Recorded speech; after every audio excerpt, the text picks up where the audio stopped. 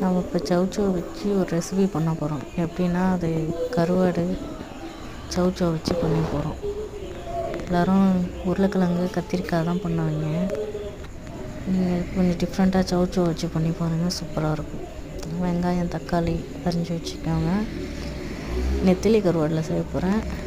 நெத்திலி கருவாடில் செய்யலாம். எண்ணெய் சட்டியில் வெங்காயம் தக்காளி போட்டு நல்லா வதக்கிக்கோங்க. நல்லா ஓரளவுக்கு வெங்காயம் தக்காளி நல்லா வதங்கினதுக்கப்புறம் சௌச்சௌ போட்டுக்கோங்க.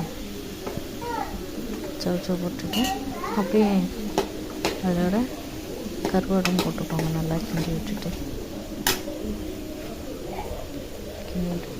நீங்கள் நிறையா ரெசிபிலாம் பார்த்துருக்கீங்க. இது கொஞ்சம் டிஃப்ரெண்ட்டாக இருக்கும். நீங்கள் ட்ரை பண்ணி பாருங்கள். என் பையனுக்கு ரொம்ப பிடிக்கும்.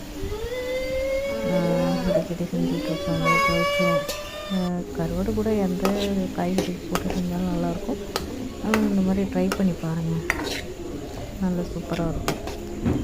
காயெலாம் நல்லா வதங்கினதுக்கப்புறம் மிளகாத்தூள் போட்டுக்கோங்க. ஈஸி தான், ரொம்ப சிம்பிள். ஒரு கிரேவி மாதிரி கருவாடு போட்டு செய்யலாம். அப்படியே எதுவுமே இல்லை சௌச்சௌ இருக்குது அப்படின்னாக்கா நம்ம செய்யலாம்.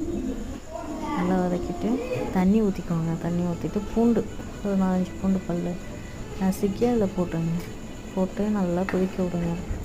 கிண்டிட்டு எண்ணெய் பிரிஞ்சு வரும் கிரேவி மாதிரி. அந்த டைமில் ஸ்டவ் ஆஃப் பண்ணிட்டு சாப்பிட்டிங்கன்னா சூப்பராக இருக்கும். நீங்கள் ட்ரை பண்ணி பாருங்கள். சௌச்சௌவும் நெத்திலி கருவாடும் காம்பினேஷன் எப்படி இருக்குன்ட்டு நீங்கள் சொல்லுவீங்க. நல்லாயிருக்கும். சாப்பாடு கூட சேர்த்து சாப்பிட்லாம், தனியாக